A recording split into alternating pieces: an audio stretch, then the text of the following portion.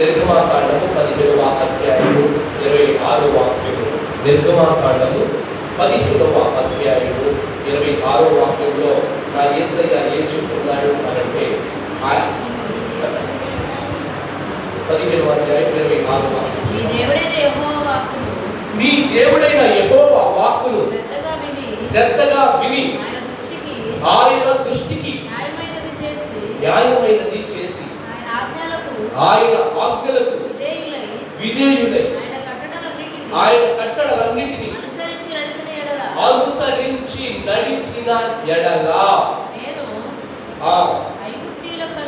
అనగా దేవుడు ఐగుప్తీయులకు కలుగు చేసిన రోగములలో ఏదియు మీకు రానియను. నిన్ను స్వస్థపరచు యెహోవాను, నిన్ను స్వస్థపరచు యెహోవాను, చెప్పండి, నిన్ను స్వస్థపరచు యెహోవాను నేనే. అది ఎవరు మాట్లాడుతున్నారు ఈ మాట అంటే? సాక్షాత్తు పరిశుద్ధుడు పరమాత్ముడు పరమేశ్వరుడే మాట్లాడుతున్నాడు. దేవుని నామమునకు మహిమ కలుగును గాక. చదువుకున్న లేఖన భాగంలో గమనించవలసినటువంటిది మాట, ప్రాముఖ్యమైన అంశం ఏంటి అని అంటే, మనము మన దేవుడైన యెహోవా వాక్కులో ఏం చేయాలంట? శ్రద్ధగా వినాలంట. ఇక్కడ చెప్పబడుతున్నటువంటి వాక్యములు ప్రియులారా,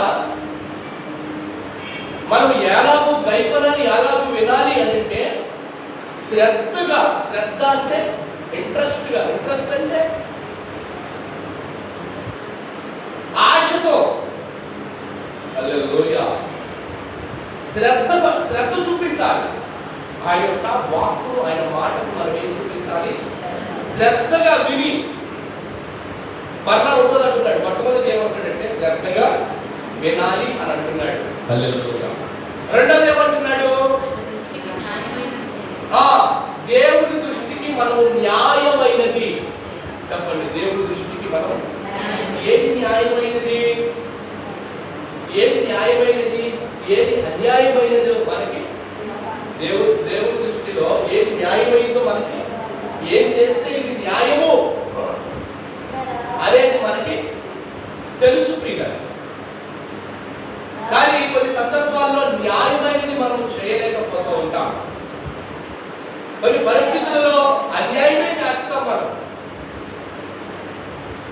కొన్ని సందర్భాల్లో న్యాయాన్ని చేయలేము మనం. కానీ దేవుడు ఏమంటున్నాడంటే, మీరు నా మాటను శ్రద్ధగా వింటే మీరు నా దృష్టికి న్యాయమైనదే చేస్తారు. సరే, మీరు న్యాయమైనది చేశారనుకోండి, నా మాట విని నా దృష్టికి న్యాయముగా ప్రవర్తించారనుకోండి, న్యాయముగా ఉద్దేశించారనుకోండి, న్యాయముగానే ఉన్నారు అనుకోండి, మనకొచ్చే లాభం ఏంటి, మనకొచ్చే ఉపయోగం ఏంటి, మనకేంటి ప్రతిఫలము అని అంటే ప్రియులారా, ఆయన అంటున్నాడు కదా, నేను ఐగుప్తీయులకు కలుగు చేసిన రోగములలో ఏది కూడా మీకు అన్న మాట ఉంది అక్కడ, మీకు రానియను. హల్లెలూయా. శ్రద్ధగా వినండి, నా వైపు చూస్తూ శ్రద్ధగా వినండి. ఇదే మాట. మొట్టమొదటిగా ఆయన మాటలు మనం శ్రద్ధగా వినాలి. వినిన దాన్ని బట్టి ఆయన దృష్టికి మనం ఏం చేయాలి?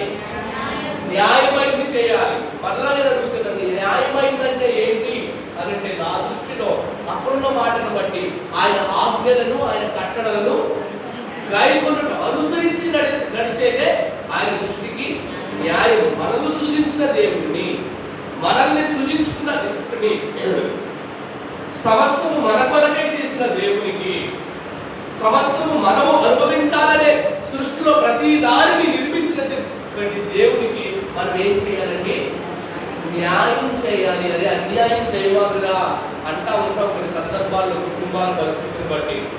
అంతకంటే ఎక్కువ మన దేవునికి మనం ఏం చేయాలి? న్యాయం చేయడం అంటే ఆయన ఆజ్ఞలను, ఆయన కట్టడలను అనుసరించి. ఏంటి ఆయన ఆజ్ఞలు, ఏంటి ఆయన కట్టడ, ఏంటి ఆయన చెప్పింది, ఆయన మాట ఏంటి అనంటే గమనించండి ప్రియులారా. దేవునికి స్తోత్రం. మీరు నా దృష్టిలో యథార్థవంతులుగా, నీతివంతులుగా ఉండాలి. ఏంటి యథార్థత, ఏంటి నీతి అనంటే ప్రియా దేవుని బిడ్డలారా, మనకు కలిగిన ప్రతి బలహీనతను ఆయన పాదముల యొద్ద పెట్టి నన్ను క్షమించు ప్రభువా అని అనటమే న్యాయం చేయగలరు. హల్లెలూయా, హల్లెలూయా. ఏంటి న్యాయము అని అంటే ప్రియులారా, మనము చేసినటువంటి తప్పిదములు జ్ఞాపకం చేసుకోవటమే ఆయన దృష్టికి న్యాయమైంది. హల్లెలూయా. మనం చేసినటువంటి వ్యతిరేకతను జ్ఞాపకం చేసుకొని ఆయన పాదముల యొద్ద పట్టుకొని నన్ను క్షమించు ప్రభువా అనటమే ఆయన దృష్టికి న్యాయం చేసినటువంటి వారం అవుతామండి. హల్లెలూయా. అవును, ఆయన అదే కదా కోరుకుంటున్నాడు. ఒక చోట అంటాడు, నేను ఏం కోరుకుంటున్నాను? మీరు మంచిగా ఉండాలనే కదా. నా సంకల్పం మిమ్మల్ని ఆశీర్వదించి దీవెనకరముగా ఆశీర్వాదానికి వారసులను చేయడానికే కదా నేను మిమ్మల్ని ఎన్నుకున్నది. హల్లెలూయా. అవును కదండి. మనమేమో దూరం అయిపోతాం, ఆయన మాట వినేదానికి దూరం అయిపోతాం. ఆయన మాట, ఆయన వాక్కును, ఆయన ఆజ్ఞను, ఆయన శాసనమును, ఆయన కట్టడను గైపనే దానికి మనం ఏమైపోతాం? దూరం అయిపోతే ఆయన దృష్టికి మనం న్యాయం చేసిన వారమా, అన్యాయం చేసిన వారమా? చెప్పండి, చెప్పొచ్చు, పర్వాలేదు. అన్యాయం చేసినటువంటి వారమే. ఒక దినాన తెలుస్తుంది మనకు అది, మనం ఎంత న్యాయం చేసాము దేవుడికి. దేవుడు మనల్ని సృజించి ఈ భూలోకంలో వాటన్నిటి మీద అధికారాన్ని ఇచ్చి అనేకమైనటువంటి ఫలాలను మీరు అనుభవించండి, మీరు ఆశీర్వాదకరంగా ఉండండి, బ్రతకండి అన్ని ఇచ్చిన దేవుడు ఎదుట మనం ఒక దినాన మనం చేసినటువంటి అన్యాయాలను మనమే కళ్ళారా చూసే దినము వస్తుంది. జాగ్రత్త, తస్మాత్. హల్లెలూయా. అయితే ఇప్పుడు మనం ఏం చేయాలి అని అంటే ఆయన మాటను మనం వినాలి. విని ఆయన దృష్టికి న్యాయమైంది ఆయన దృష్టికి మనం న్యాయమైంది చెయ్యాలి. అప్పుడంట ఐగుప్తులో కలిగినటువంటి ఏ హాని, ఇశ్రాయేలీయులు చరిత్రకారులకు జరిగినటువంటి ఆటంకాలు ఏవి కూడా నేను మీకు ఎంతటి ఆశీర్వాదకరమైనటువంటి మాట అండి. ఎవరు పడినటువంటి బాధలు మీకు, ఏ హాని మీకు రానియను, ఏ హాని కూడా మీకు నేను. మీకు అంతకంటే ఏంటండి? మీకు అంతకంటే ఏంటండి? దేవుడు ప్రజలారా, ఏ హాని కూడా మనకు రాకపోతే అంతకంటే ఏంటి? బాధలు కలుగుతున్నాయనే కదా, హాని కలుగుతుందనే కదా, దిగులు కలుగుతుందనే కదా మన ప్రయాస, మన భారము, మన బాధ పరుగులెత్తుతూ ఉంటున్నాము. ఆయన ఏమంటున్నారంటే, నేను చెప్పిన మాట ప్రకారం మీరు చేయగలిగితే మీకు ఏ హానిని కూడా నేను రానియను, మీ మార్గాన్ని నేను సరళం చేస్తాను అని అంటున్నాడు దేవుడు. రెండు చేతుల పైకి ఒకసారి దేవుడికి ఇలా మనం చేసినట్లయితే ఏ తెగులు, ఏ హాని, ఏ రోగము కూడా ఏది మనకు రాదట. ఎందుకంటే స్వస్థపరచు యెహోవాను, స్వస్థపరచు యెహోవాను నేను. ఏది రావాలన్నా అది నా దగ్గర నుంచే రావాలి. కాబట్టి మనం చేయవలసిన పని ఏంటంటే ఆయన మాటను మనం శ్రద్ధగా వినాలి కదా. ఆయన దృష్టికి న్యాయమైనది మనం చేస్తామండి. ఇప్పటి వరకు కూడా చాలా అన్యాయం చేస్తుంటాం దేవుడికి. అన్యాయాన్ని జ్ఞాపకం చేసుకోండి. నేను న్యాయం చేస్తాను ప్రభువా అని తీర్మానం చేసుకోండి, ప్రతిష్ఠించుకోండి. ఎందుకు అంటే ఆయన దృష్టికి న్యాయం చేసేటువంటి వారితో మనం ఉంటే మనం రేపొద్దున రానున్నటువంటి దినాలలో, రానున్నటువంటి కాలంలో మనము పరలోకంలో అతిథులుగా దేవుడు మనల్ని కూర్చోబెడతాడు. అదే కదా మనం కోరుకుంటున్నది, అదే కదా మనకు కావలసినది. దేవునికి స్తోత్రం. కాబట్టి ఈ రీతిగా చేయడం వల్ల ఏ తెగులు, ఏ రోగం కూడా దేవుడు మనకి రానియడు. రెండోదిగా చూస్తే 19వ అధ్యాయము 5వ వాక్యము, అదే నిర్గమకాండము 19వ అధ్యాయము 5వ వాక్యంలో కూడా ఒక చక్కటి మాటను దేవుడు తెలియజేస్తున్నాడు. కాగా మీరు నా మాట శ్రద్ధగా విని నా నిబంధన అనుసరించి నడిచిన ఎడల మీరు సమస్త దేశ జనులలో నాకు స్వకీయ సంపాద్యమగుదురు. హల్లెలూయా. సమస్త భూమియు నాదే కదా. ఈ మాట చాలా ప్రాముఖ్యం. సమస్త భూమియు నాదే కదా. ఈ భూమి అంతా కూడా ఎవరికండి? మనం సూచించినటువంటి దేవాది దేవుడినే. ఆ దేవుడినే మనం నమ్ముకొని ఆయనకు మనం ఆశ్రయిస్తూ నడుచుకుంటూ వెళ్తున్నామండి. మరలా రెండో మాటకి ఏమంటున్నాడు అంటే, నా మాటను శ్రద్ధగా విని నా నిబంధనను అనుసరించి నడిచిన ఎడలా. అక్కడేమంటాడు? నా మాట శ్రద్ధగా విని, నా మాట శ్రద్ధగా విని చదవండి. అక్కడేమంటాడు? మీ దేవుడి యెహోవా వాక్కును శ్రద్ధగా విని ఆయన దృష్టికి న్యాయం చేసి నడిచి ఉన్నట్లయితే, కట్టడలన్నీ ఆజ్ఞలకు విధేయులై ఆయన కట్టడలన్నిటిని అనుసరించి నడిచిన ఎడలా కలిగే లాభం ఏంటి అంటే, ఏ తెగులు ఏ హాని మన కుటుంబాలకు ఆయన రానియడు అంటున్నాడు. రెండోదిగా ఏమంటున్నాడు అంటే, నా నిబంధనను అనుసరించి మీరు నడిచిన ఎడలా. ఏంటి నిబంధన? ఆయన మనతో నిబంధన చేశాడు. ఆయన ప్రతి ఒక్కరికి ఒక నిబంధన ఆయన చేశాడు, నీవును చేశాడు. ఆయన చేసిన నిబంధన ఏంటంటే, ఏ హాని మీకు నేను రానియను. మీరు నాతో సహవాసము చేసిన ఎడల ఏ హాని ఏ కీడు కూడా మీకు రానియను. పరలోక రాజ్యాన్ని మీకు గిఫ్ట్ గా నేను ఇస్తాను. యుగాలు సంతోషము ఆనందముతో ఉండే కృపను మీకు అనుగ్రహిస్తానని ఆయన ఏం చేశాడంటే, మనతో నిబంధన చేశాడు. మనము చేశాం. బాప్తిస్మము తీసుకుంటున్నప్పుడు కొన్ని ప్రమాణాలు చేశాం మనము కూడా. అది సేవకుడిగా నాతో కాదు మీరు చేసింది, మీకు బాప్తిస్మం ఇచ్చిన సేవకుడితో కాదు మీరు చేసింది, సాక్షాత్తు పరమేశ్వరునితోనే మీరు నిబంధనలు ఏం చేశారు? మీరు నిబంధన ఏం చేశారు? ఆయన చేసిన నిబంధన నేను చెప్పాను. ఏం చెప్పాను అని అంటే, మీరు నా మాటను విని నా ఆజ్ఞలు అనుసరించి నడిస్తే నేను మీకు వాగ్దానం చేస్తున్నా, వాగ్దాన ఫలాన్ని మీరు అనుభవిస్తారు, పొందుకుంటారు.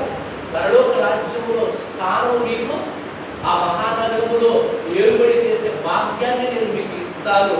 ఈ లోకములో ఏ బాధ మీ మీద రాకుండా, ఏ హాని మీకు కలగకుండా నేను చూసుకుంటానని మనకు నిబంధన చేశాడు ఆయన. నీవు నిబంధన చేశావు. ఏమని అని అంటే, ప్రభువా అలాగునే నీ ఆజ్ఞలకు నేను విధేయత చూపిస్తాను, నీ మాటకు నేను లోబడి ఉంటాను. ప్రతి క్రమంలో ప్రతి బల్లారాధనలో నేను పారిభాగస్తుడిని అవుతాను. కష్టమైన నష్టమైన బాధైన అవమానమైన వ్యతిరేకతైన నిందైన ఎన్ని శ్రమలు వచ్చినా, ఎంత అనారోగ్యమైన లేవలేని పరిస్థితి అయితేనే తప్ప మిగతా సమయంలో నేను నీ ఇచ్చిన మాట తప్పకుండా కట్టుబడి ఉంటానని మనం నిబంధన చేసుకున్నాం. చేసేవా లేదా? బాప్తిస్మం తీసుకున్నప్పుడు చేసేవా లేదా? చేసేవాడి. హల్లెలూయా. మరి ఆ మాటకు మనం కట్టుబడి ఉంటున్నామా? ఆయన ఆజ్ఞకు మనం లోబడి ఉంటున్నామా? ఆయన ఎన్నడూ మాట తప్పడు. మనకిచ్చిన వాగ్దానాన్ని మర్చిపోయే దేవుడు, కానీ మనము మర్చిపోతాం. హల్లెలూయా. తద్వారా దేవుడు ఎక్కిరించబడడు. మోసపోకిడి దేవుడు వెక్కిరించబడడు. మనమే మోసపోతాం. శివరాత్రికి ఎప్పుడు అంటే, మనం ఇచ్చినటువంటి నిబంధనలు, మనం ఇచ్చినటువంటి మాటలను తప్పితే, దాన్ని నిర్వర్తించలేకపోతే కలిగే ఎవరి ప్రతిఫలాన్ని మనము అనుభవిస్తాం. అలా కాకుండా ఈ వాక్యాన్ని వింటున్న వారులారా, ఆయన నిబంధనలు, ఆయనతో చేసిన నిబంధనలు మనము మర్చిపోకుండా ఎల్లప్పుడూ దానిని మనము పాటించుదుము గాక. దేవునికి స్తోత్రం. అనుసరించి నడిస్తేనంటే, అక్కడేమో ఏ హాని రాని అని అన్నాడు, ఇక్కడేమో నిబంధన అనుసరించి నడిచిన ఎడల అని చెప్తూ, మీరు సమస్త దేశములలో నాకు స్వకీయ సంపాద్యమగుదురు. స్వకీయ సంపాద్యం అంటే నావారు, నాది, నా స్వకీయమని డాక్యుమెంట్స్ లో రాస్తా ఉంటారు. ప్రాపర్టీ రాకుండా స్వకీయ సంపాద్యం, దీనికి హక్కుదారులు. హల్లెలూయా. రెండు చేతులు పైకెత్తండి, రెండు చేతులు పైకెత్తి దేవునికి స్తోత్రం చెల్లించండి. హల్లెలూయా, హల్లెలూయా. ఎత్తండి, అందరూ ఇలా మోపండి, రెండు చేతులు పైకెత్తి మోపండి, మోపండి. ఒకసారి లేచి కూర్చోండి, ఒకసారి నిలబడి కూర్చోండి, ఒకసారి నిలబడండి, నిలబడాలి, ఒకసారి నిలబడాలి. హల్లెలూయా. నుంచోమరండి, మీ పక్కన నుంచోమరండి, అందరూ నుంచోండి, నుంచోవాలి, నుంచోవాలి. అటు ఇటు కదలండి, కొద్దిగా ఎట్టారంటే అటు ఇటు కదలండి, కదలండి, అటు ఇటు కదలండి. దేవునికి స్తోత్రం. హల్లెలూయా. కాసేపు అలా నుంచొని వినండి. ప్రియులారా, మొట్టమొదటిగా ఆయన ఏమంటాడంటే మొట్టమొదటిగా మీరు అనుసరించి నడిస్తే, శ్రద్ధగా విని నడిస్తే ఏమంటున్నాడు? మన లాభం ఏంటి? ఏ హాని మనకు రాని అంటున్నాడండి. ఎందుకు వస్తాయి హానులు అంటే మనం శ్రద్ధగా వినడం లేదు, శ్రద్ధగా వినడం లేదు, అశ్రద్ధగానే వింటున్నాం, శ్రద్ధగా పాటించడం లేదు, అశ్రద్ధగానే పాటిస్తున్నాం, లక్ష్య పెట్టట్లేదు, నిర్లక్ష్యముగానే ఉంటున్నాం. అందుకని పరిస్థితులు తారుమారైపోతున్నాయి మనకి. హల్లెలూయా. రెండోదిగా ఆయన నిబంధన అనుసరించి నడుచుకుంటే మనము ఆయన ప్రజలు అయిపోతామంట, మనము ఆయన స్వకీయ సంపాదకులు అయిపోతామంట. ఇక ఆయన స్వకీయ సంపాదకులుగా మనం ఉంటే, ఆయన మనతో ఉంటే, హల్లెలూయా, మనకి ఏదైనా కొదువుగా ఉంటుందండి. కొదువు అంటే నేను బాల సంబంధమైనటువంటి ఏమండి దాని గురించి నేను చెప్పట్లా. మనకు కావాల్సింది ఏంటి? మన మనసుకి నెమ్మది. మన మనసుకి ఒకటే ఇట్లా కట్టినే మన మనసుకి ఏం కావాలి? ఫస్ట్ నెమ్మది కావాలి. మన మనసుకి ఏం కావాలి? సమాధానం కావాలి. మన మనసుకి ఏం కావాలి?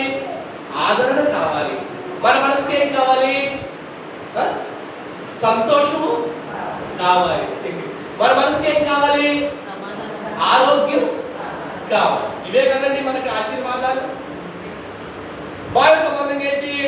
మనకు ఉన్నటువంటి అప్పు తీరిపోవాలి, మనకు ఆర్థిక ఇబ్బంది ఉండకూడదు, మనకి సమృద్ధిగా ఆహారము, మన కుటుంబంలో కరువు అనేది మనకి ఇంకా చెప్పండి అన్ని సదుపాయాలు చక్కగా ఉండాలి. ఇదే కదండి బాహ్య సంబంధంగా. నేనేమంటాను అంటే ఇందాక చెప్పాను చూడండి, ఆత్మ సంబంధంగా శాంతి, సమాధానము, నెమ్మది, ఆదరణ, ఆరోగ్యం, ఆత్మ సంబంధమే.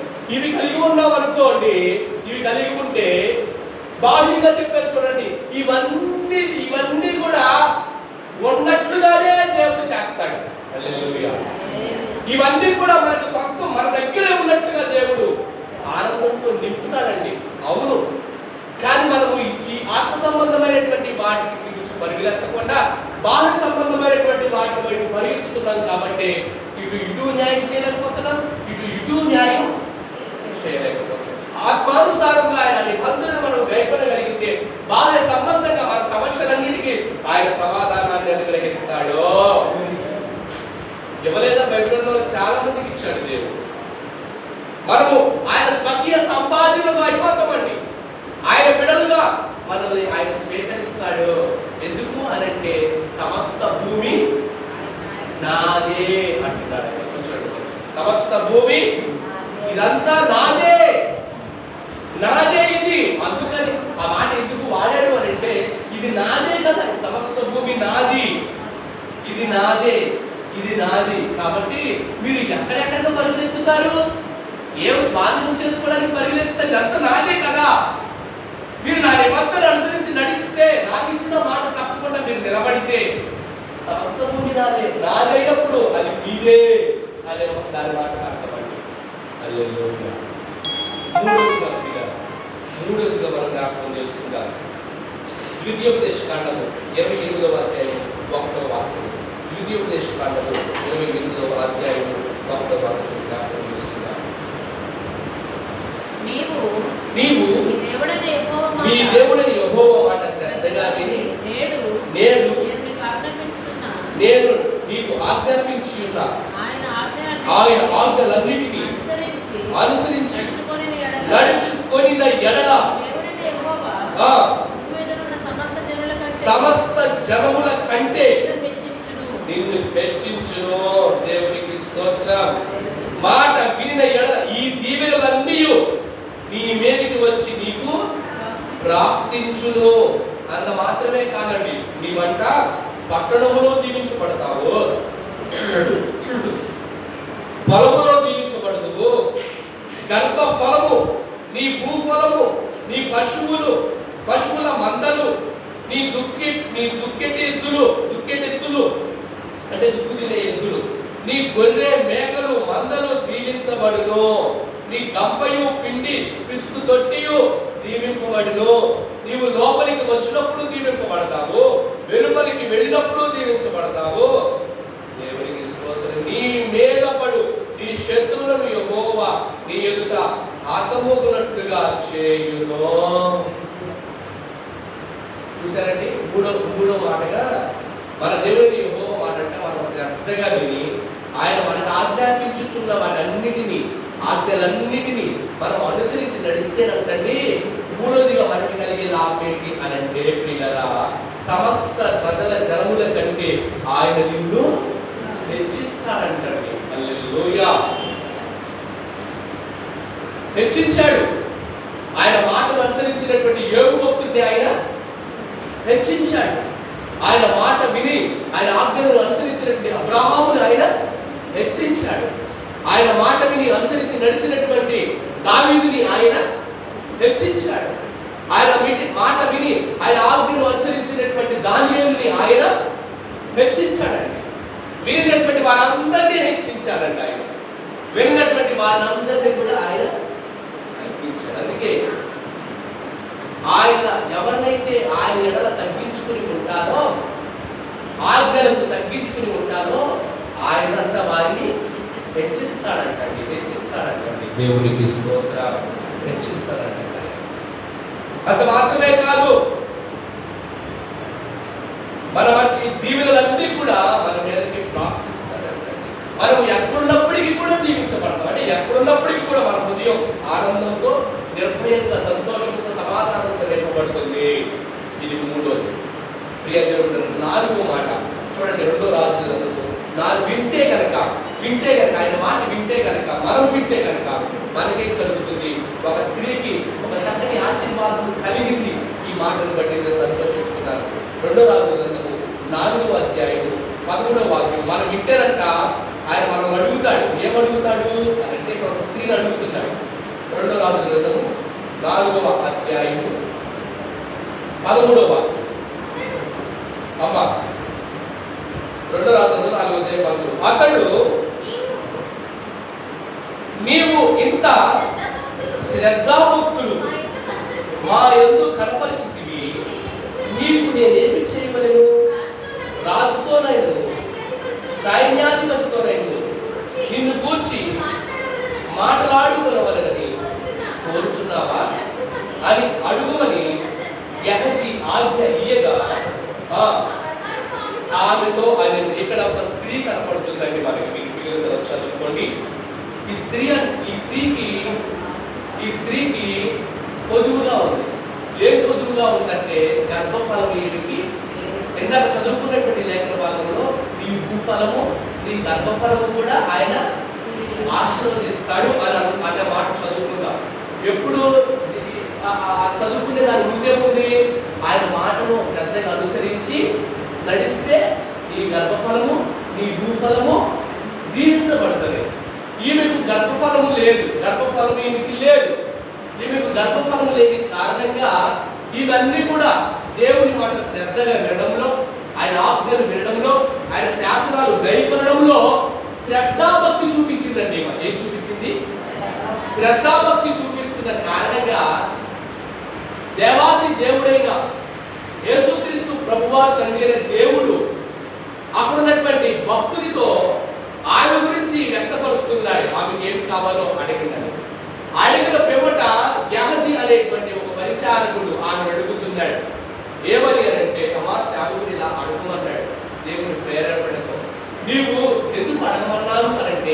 నీవు మా యందు ఎంత పరిచర్య యందు ఎంత శ్రద్ధాభక్తి చూపిస్తున్నావు, దేవుని మాట వినేదానికి ఇంత శ్రద్ధ చూపిస్తున్నావు,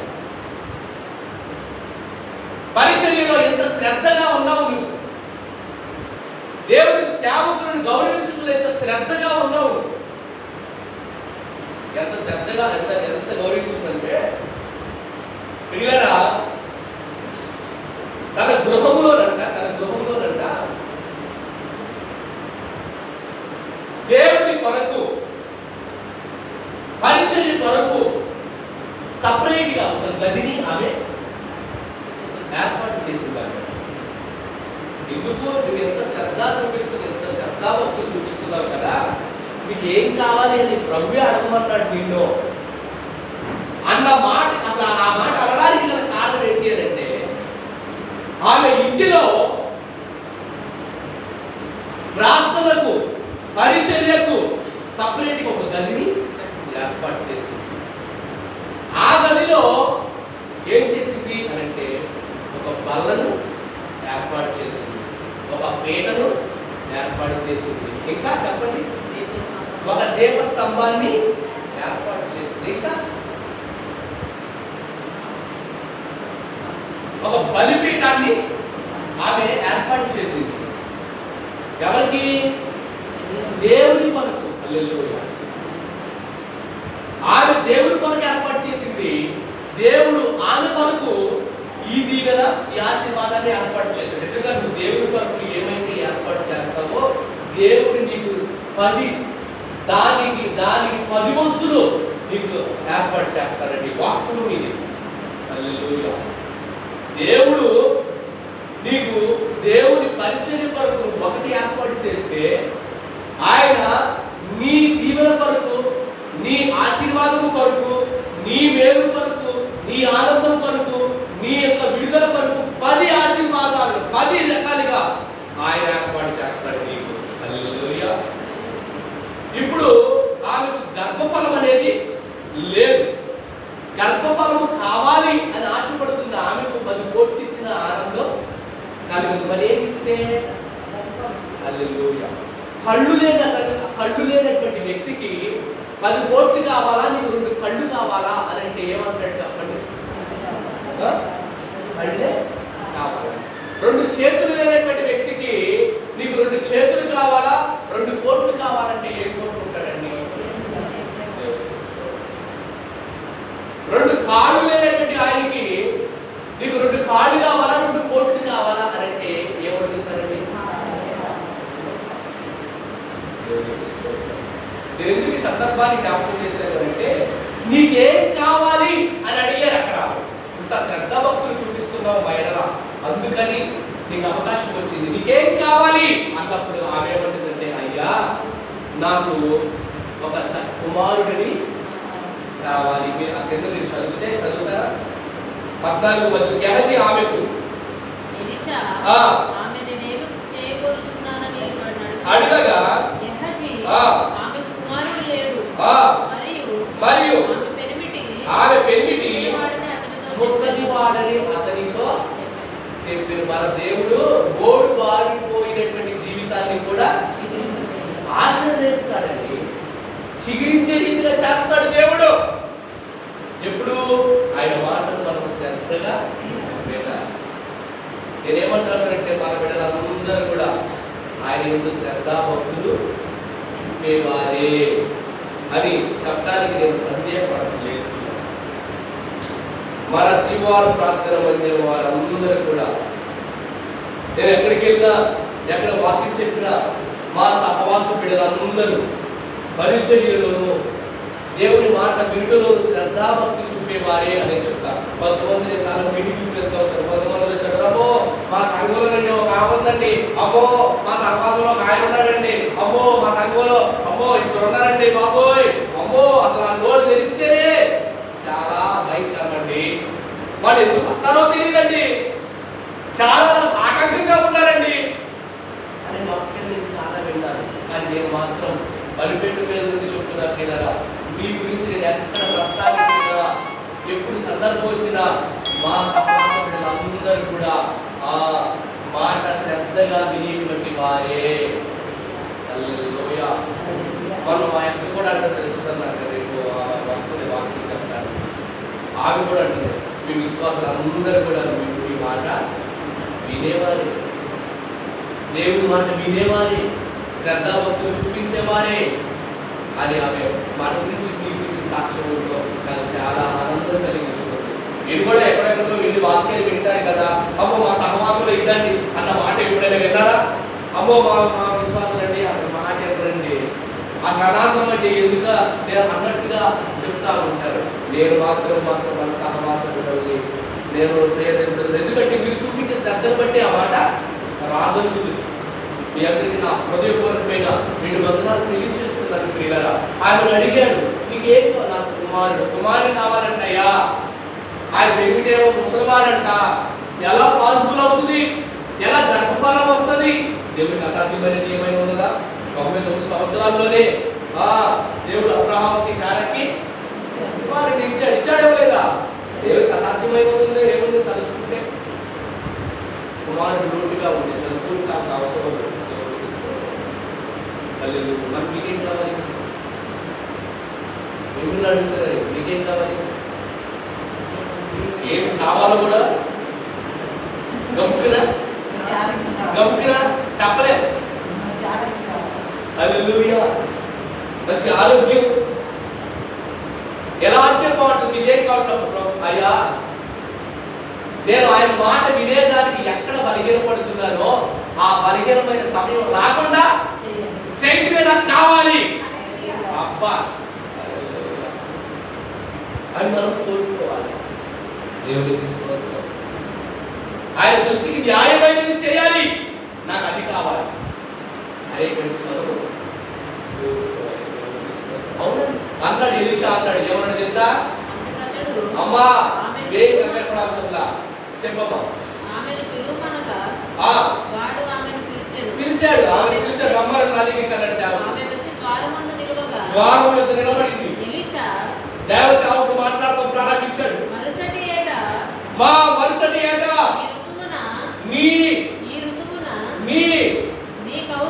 నీ కౌగిట కుమారుడు ఉండునని అన్నాడండి. దేవునికి స్తోత్రం. ఎవరన్నాడండి? అవే కోరుకుంది నాకే కుమారుడు లేడా?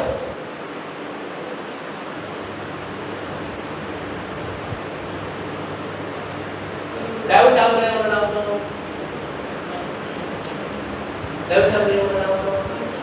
నేడు వచ్చే సంవత్సరానికి ఇదే సమయానికి నీ కౌగిట గంతులు వేసి వెళ్ళిపోతుందండి. దేవునికి స్తోత్రం.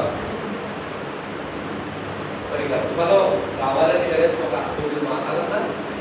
అందుకే మరో సంవత్సరం వచ్చే ఈ సమయానికల్లా నీ కౌగిట నీకేం కావాలి, నీకేం అవసరమైనదో నీ మీదే ఆధారపడి నీకు అది పొందాలి, నీకు అది కావాలి, నీకు అది పొందుకోవాలి అంటే నీ మీదే ఆధారపడి ఉంది. ఆ మీద ఆమె చేసింది ఏం చేసింది? ఆమె శ్రద్ధాభక్తులు చూపించిందండి. ఆమె శ్రద్ధ చూపించింది. ఆమె చూపించడం ద్వారా ఆయన సాక్షి అమ్మా మా ఎడలను ఎంత శ్రద్ధ, దేవుని ఎంత శ్రద్ధ చూపిస్తున్నావు కదా, నీకేం కావాలి? భావ్య సంబంధం కావలేదా? భావ్య సంబంధంగా ఆశీర్వదించబడలేదా? భావ్య సంబంధంగా ఆమె గర్భం తెరపడలేదా? ఈమె ఆత్మ సంబంధంగా నిలబడితే దేవుడు భావ్య సంబంధమైన గర్భాన్ని తెరిచాడు. నా దేవుడు నిబంధన ఇస్తున్నాడు. ఈ పూట గమనించండి ప్రియులారా, నీకు ఏది కొదువుగా ఉన్నదో నీవు చూపించే శ్రద్ధను బట్టి నా యేసయ్య ద్వారములు తెరచునుగాక, మూయబడిన ద్వారములు తెరవబడునుగాక, ఆగిపోయిన ఆశీర్వాదము ప్రారంభించబడునుగాక, పడిపోయిన బలిపీఠములు కట్టబడునుగాక. మన జీవితంలో నిరాశ, నిస్పృహ, ఆటంకము, గలిబిలి కలిగేటువంటి పరిస్థితులన్నీ కూడా తారుమారైపోయి దేవుని ఆశీర్వాదం అనేటువంటి ద్వారము తెరవబడునుగాక. మనం శ్రద్ధగా ఉంటే దేవుడు చేస్తాడు, ద్వారా